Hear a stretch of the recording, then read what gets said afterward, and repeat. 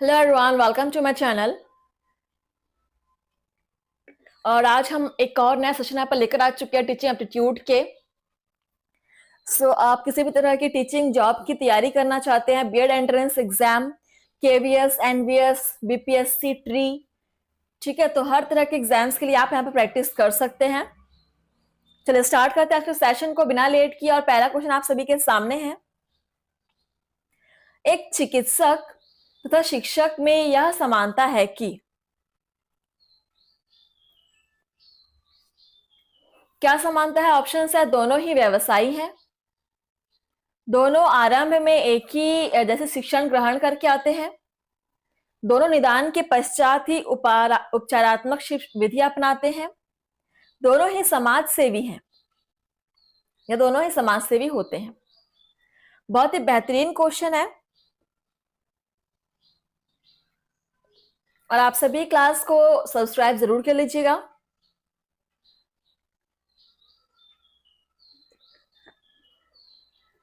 तो पूछा यह गया है कि एक शिक्षक और एक चिकित्सक में क्या समानता है। क्या आपने कभी इस बारे में सोचा है? सोचना चाहिए। देखिए, एक शिक्षक और चिकित्सक दोनों ही निदान के पश्चात उपचारात्मक विधि अपनाते हैं। और ये क्वेश्चन हमने पहले भी किया हुआ है, रिपीट हो रहा है, इंपॉर्टेंट है, बिल्कुल आप लगा सकते हैं टिक इंपॉर्टेंट करके। वैसे तो क्वेश्चंस आपको प्लेलिस्ट पर हमेशा अवेलेबल रहेंगे, कभी भी आप यहाँ प्रैक्टिस कर सकते हैं। क्वेश्चन नंबर 36 देखिए। आप यदि चाहते हैं कि विद्यार्थी बीच में ही स्कूल छोड़कर घर बैठे बल्कि प्राथमिक शिक्षा पूरी करे, तो इस संबंध में आपका क्या सुझाव है?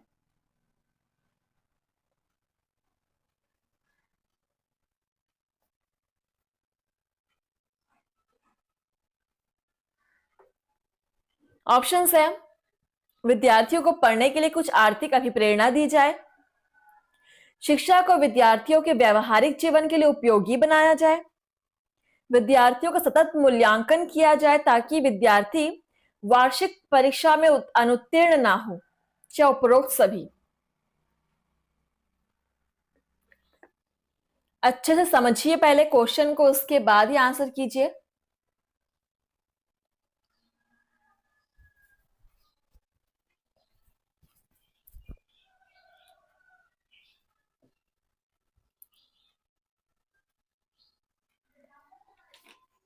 यहां पर बिल्कुल सही आंसर हो जाएगा। देखिए, उपरोक्त सभी।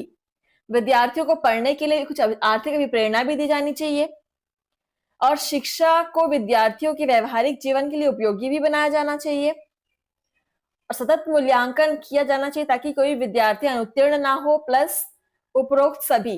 यहां पर ये सारे ऑप्शन से बिल्कुल सही है। चलिए क्वेश्चन नंबर 37 देखिए। शिक्षा के प्रेरणा के सिद्धांत का क्या अर्थ है? ऑप्शंस है, प्रेरणा द्वारा विद्यार्थी अपने नए अनुभव को पुराने अनुभवों से जोड़ता है, प्रेरणा विद्यार्थियों को अनुभव प्रदान करती है, प्रेरणा विद्यार्थियों की स्मरण शक्ति को तीव्र करती है, प्रेरणा विद्यार्थियों में रुचि उत्पन्न करती है।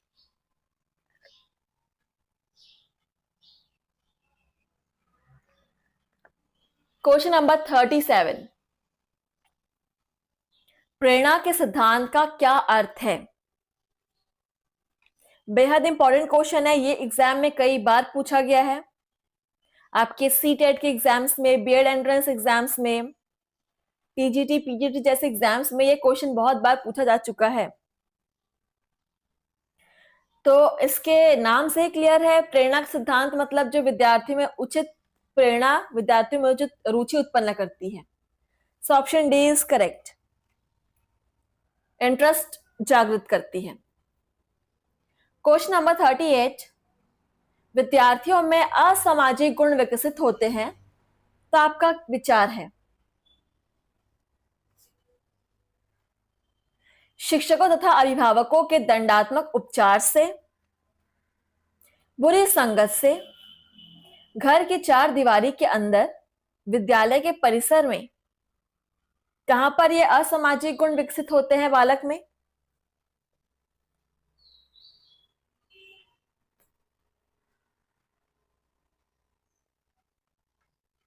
तो देखिए, जरूरी नहीं है कि घर के अंदर या घर के बाहर या उसे मार देंगे या दंड देंगे तो उसमें असामाजिक गुण का विकास हो जाएगा।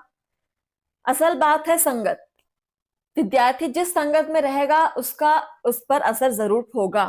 तो अगर वो बुरी संगत में है तो असामाजिक गुण विकसित होंगे। Option B is correct.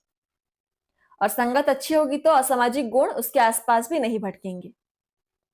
Question number 39 देखिए, स्कूल तथा समुदाय के बीच अच्छे संबंध के लिए निम्न में से क्या आवश्यक है? ऑप्शन है आपके सामने। समय समय पर स्कूल की प्रगति एवं गतिविधियों की जानकारी समुदाय को देते रहना, शिक्षकों का अभिभावकों के निरंतर संपर्क में रहना, स्कूल के वातावरण को सुधारने में समुदाय के लोगों का सहयोग लेना, क्या उपरोक्त सभी? उपयुक्त सभी।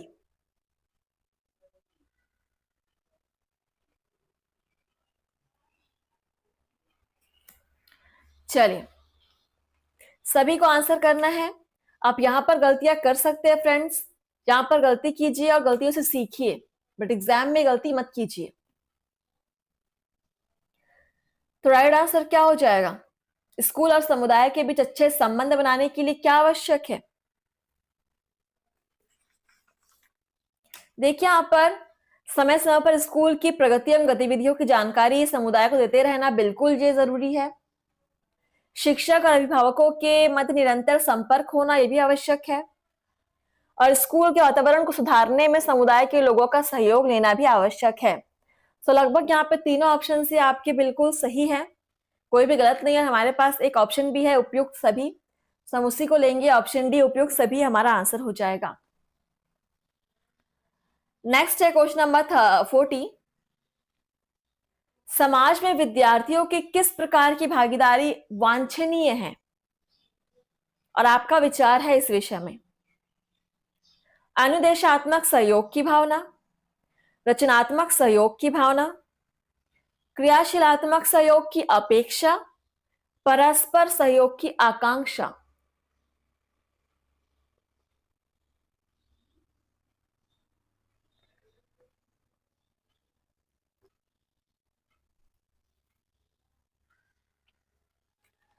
चलिए, समाज में विद्यार्थियों की किस प्रकार की भागीदारी वांछनीय है? वांछनीय मतलब जरूरी है, आवश्यक है। और यहां पर आंसर हो जाएगा परस्पर सहयोग की आकांक्षा। ऑप्शन डी ये सबसे ज्यादा बेहतर आंसर है। चलिए, क्लास को शेयर जरूर कीजिएगा। क्वेश्चन नंबर 41 देखिए, आपके विचार में शिक्षा तब ही सार्थक होती है जब वह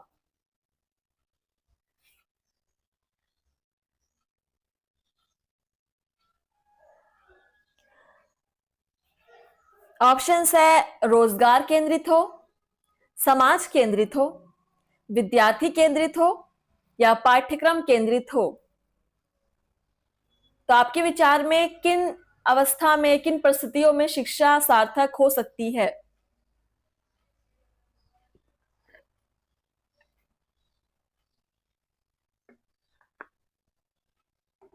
देखिए, यहां पर बेहद ही इंपॉर्टेंट क्वेश्चन है। जब शिक्षा विद्यार्थी केंद्रित होगी तभी वह सार्थक हो सकती है। Option C is correct. सबसे सटीक आंसर ऑप्शन सी, विद्यार्थी केंद्रित होना चाहिए शिक्षा को हमेशा। नेक्स्ट बढ़ेंगे क्वेश्चन नंबर 42 की तरफ। आप शिक्षा में गिरावट का मुख्य कारण किसे मानते हैं? भ्रष्ट शिक्षा अधिकारियों को, शिक्षा के व्यवसायीकरण को, शिक्षा विभाग की गलत नीतियों को, ए तथा बी दोनों को।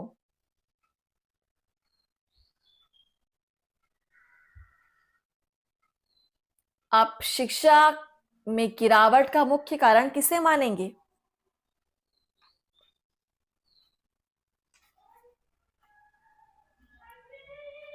यहां पर देखिए, भ्रष्ट शिक्षा अधिकारियों को भी आ जाएगा आंसर, और शिक्षा के व्यवसायीकरण को। सो बिल्कुल यहां पर ऑप्शन डी आंसर आ जाएगा, ए व बी दोनों।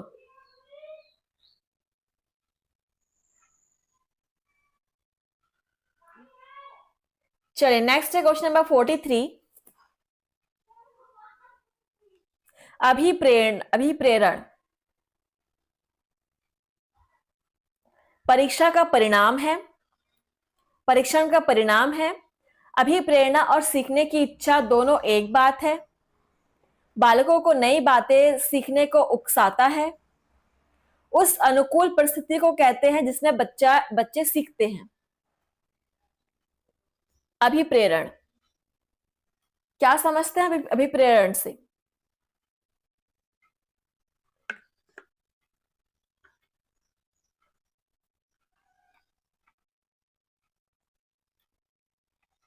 सो यह बालकों को नई बातें सीखने को उकसाता है, उनमें एक्साइटमेंट जगाता है। So option C is correct answer.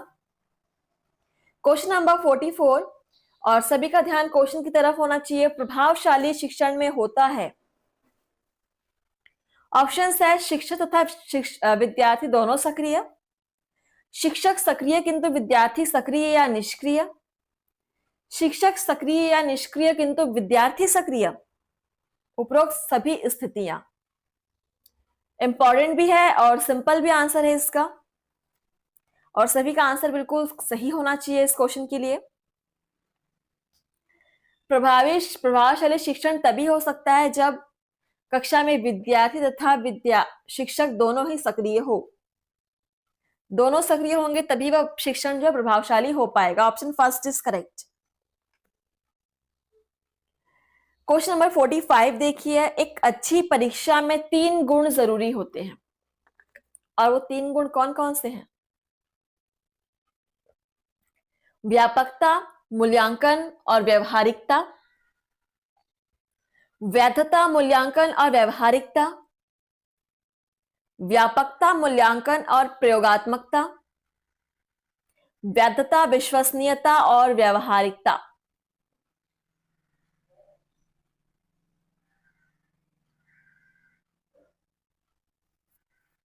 एक अच्छी परीक्षा में 3 गुण, वैधता, विश्वसनीयता और व्यवहारिकता, ये वो 3 गुण हैं जो अच्छी परीक्षा के लिए आवश्यक हैं। Option D is correct. चलिए आगे बढ़ते हैं, और आप सभी बिल्कुल हर एक क्वेश्चन का आंसर देने की कोशिश कीजिएगा। 46 नंबर क्वेश्चन देखिए। मानवीय मूल्यों का विकास को सार्वभौमिक प्रकृति का है का तात्पर्य है प्रकटीकरण, अनुकरण, ग्रहण करना, सिद्धांत बोधन। सिद्धांत बोधन।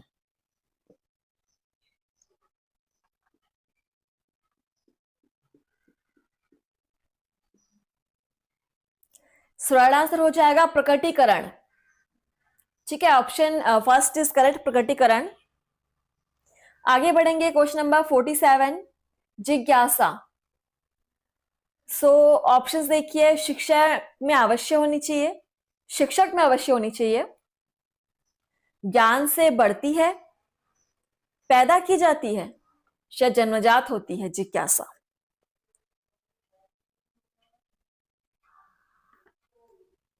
जिज्ञासा किसी चीज को जानने की इच्छा।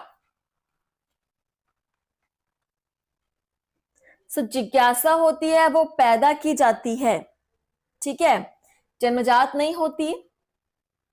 शिक्षक में तो होनी चाहिए, लेकिन यहाँ पे आंसर सबसे सही सटीक पैदा की जाती है होना चाहिए। Option C is correct. आपको अपने अंदर जानने की इच्छा जगानी पड़ेगी। Next question number 48। फ्रांसीसी विद्वान मॉन्टेस्क्यू का विचार था कि शिक्षा पर दर्शन का हाथ अवश्य होना चाहिए, पुस्तकों पर आधारित होनी चाहिए, शास्त्रों पर आधारित होनी चाहिए, निजी अनुभव पर आधारित होनी चाहिए।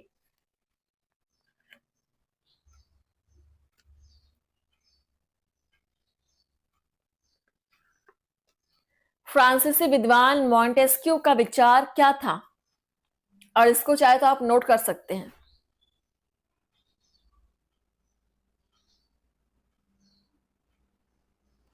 सो राइट आंसर हो जाएगा यहां पर निजी अनुभव पर आधारित होनी चाहिए शिक्षा। ये विचार था फ्रांसीसी विद्वान मॉन्टेस्क्यू का कि शिक्षा निजी अनुभव पर आधारित होनी चाहिए।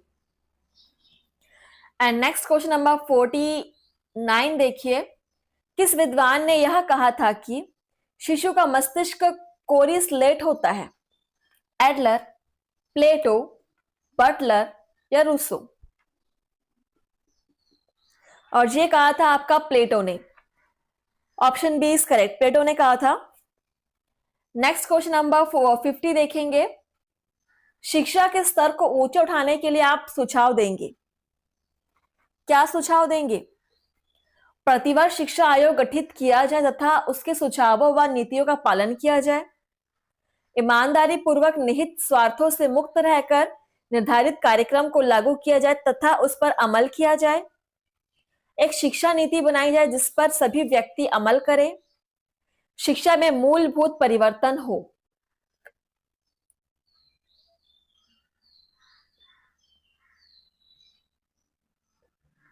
क्वेश्चन नंबर 50, शिक्षा के स्तर को ऊंचा उठाने के लिए आप क्या सुझाव देंगे?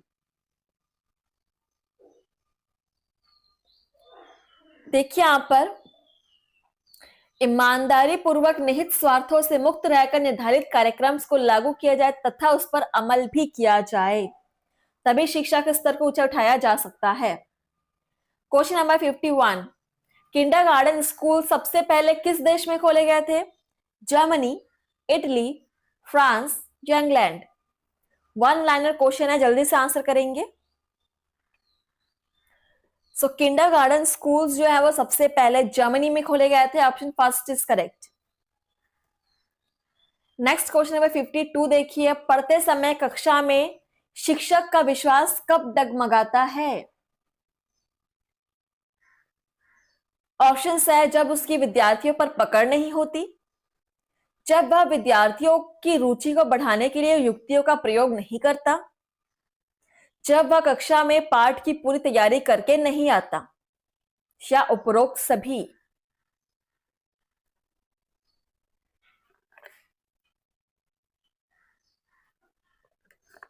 तो पढ़ाते समय कक्षा में शिक्षक का विश्वास कब डगमगाता है?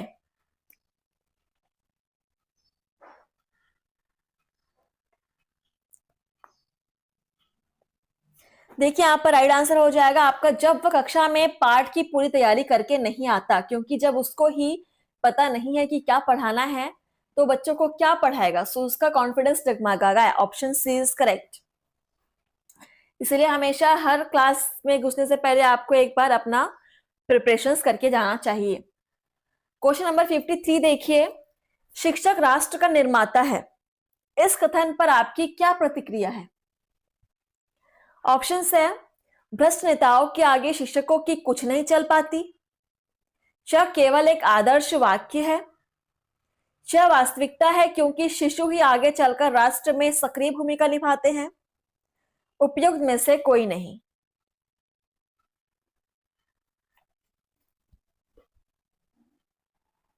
सिस्टर, शिक्षक जो है राष्ट्र निर्माता है और यह वास्तविकता है क्योंकि शिशु ही आगे चलकर राष्ट्र में सक्रिय भूमिका निभाते हैं और शिशु से बालक और बालक को एक सही इंसान बनाने का जो कार्य है वो शिक्षक ही करता है। Option C is correct. Question number 54 देखेंगे, शिक्षक के क्रियाशीलता के सिद्धांत का क्या अर्थ है? क्रियाशील विद्यार्थियों को काम में व्यस्त रखना चाहिए, अन्यथा वे अनुशासनहीन बन जाते हैं। शिक्षक को कक्षा में अत्यधिक क्रियाशील रहना चाहिए। विद्यार्थी क्रियाशील होते हैं, उन्हें करके सीखने का अवसर दिया जाना चाहिए। क्या उपयुक्त सभी?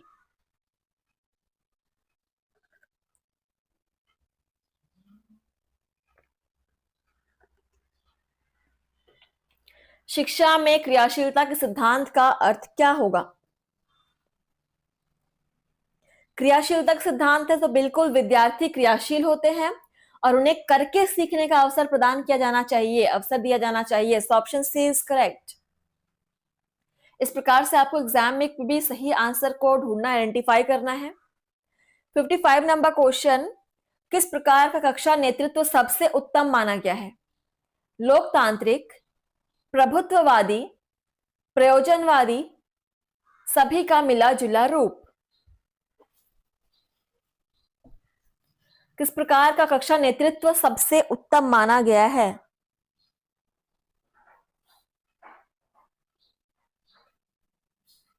लोकतांत्रिक सबसे उत्तम नेतृत्व माना गया है कक्षा के लिए। Option first is correct. 56 number question देखिएगा, विद्यार्थियों में मौखिक अभिव्यक्ति को विकसित करने का तरीका है अंत्याक्षरी का आयोजन, परिचर्चाओं का आयोजन, भाषण प्रतियोगिता का आयोजन, या उपरोक्त सभी?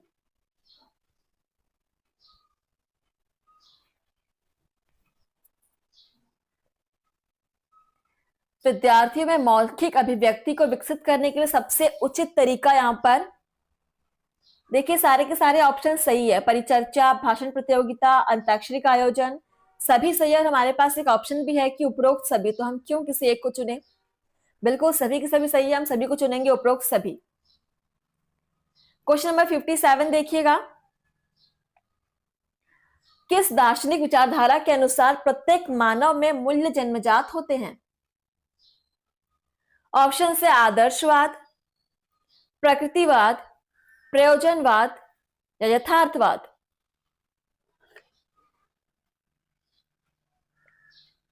किस दार्शनिक विचारधारा के अनुसार जो मानव मूल्य है वो प्रत्येक मानव में मूल्य जन्मजात होते हैं?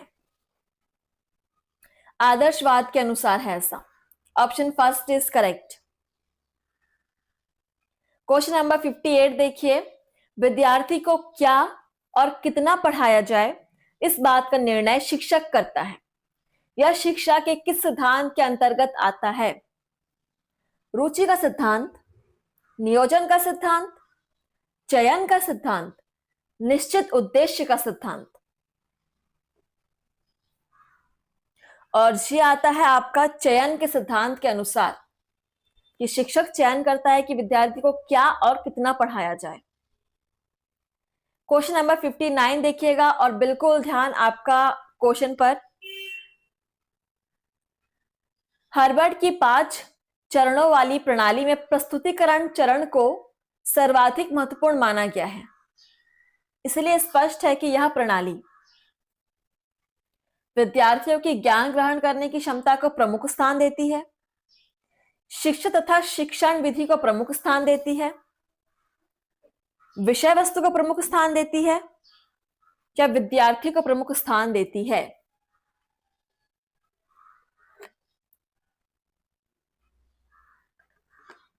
चलिए, हार्वर्ड की 5 चरणों वाली प्रस्तुतिकरण चरण को सर्वाधिक महत्व दिया गया है। तो सर्वाधिक महत्व देने का कारण क्या है? क्योंकि यह प्रणाली शिक्षा तथा शिक्षण विधि को प्रमुख स्थान देती है। Option B is correct. Question number 60 और आज के सेशन का लास्ट क्वेश्चन है। देखिए, शिक्षा शास्त्री बेकन तथा जॉन डीवी दोनों का विचार था कि शिक्षा का उद्देश्य बालक को ऑप्शन से उदार बनाना है, जीविकोपार्जन में सक्षम बनाना है, समाज के लिए उपयोगी बनाना है, आदर्श नागरिक बनाना है।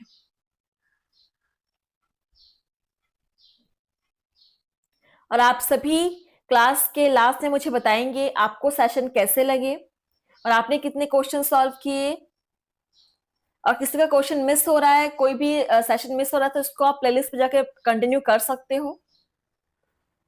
द राइट आंसर इज, शिक्षा का उद्देश्य बालक को समाज के लिए उपयोगी बनाना है। किसके अनुसार? शिक्षा शास्त्री बेकन तथा जॉन डेवी दोनों का विचार था। Option C is correct. तो चलिए सेशन को हम यहीं पर समाप्त करते हैं और आगे के क्वेश्चन हम सॉल्व करेंगे नेक्स्ट सेशन। तब तक आप पढ़ते रहिए डेली।